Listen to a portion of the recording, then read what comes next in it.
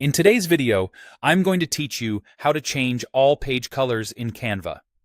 If you're building a multi-page presentation, a social media carousel, or a long document, keeping background colors consistent can save you a lot of time and make your design look polished. Here's the simplest way to update every page at once without clicking through them one by one. Start by selecting the page background itself. Click on an empty area of the canvas so you're not selecting any text boxes, shapes, or photos. A quick way to know you've got the background is that you won't see resize handles around any object, and the color swatch in the top toolbar will reflect the background color rather than an element's color. If you accidentally select an element, just click again on a truly empty spot or press Escape to clear the selection. With the background selected, go to the color picker in the top toolbar. Choose the new color you want for your pages.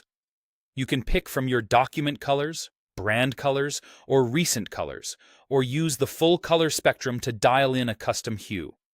If you already have a specific color in mind, you can enter its hex code here to get an exact match.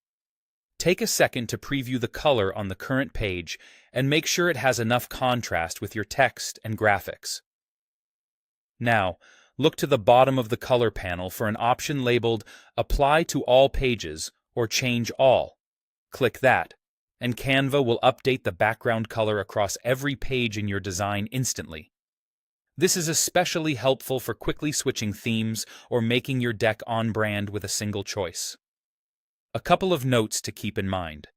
This method works best when your pages use a solid color background. If a page has a photo, gradient, or a full bleed element sitting on top of the background, the global change may not apply to that page.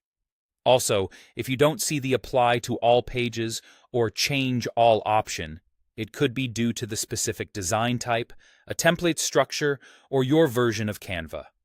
In those cases, double-check that you're truly selecting the page background and not an element. And be aware that some templates or document formats behave differently. That's all there is to it. Select an empty area to target the background, pick your new color, and apply it to all pages.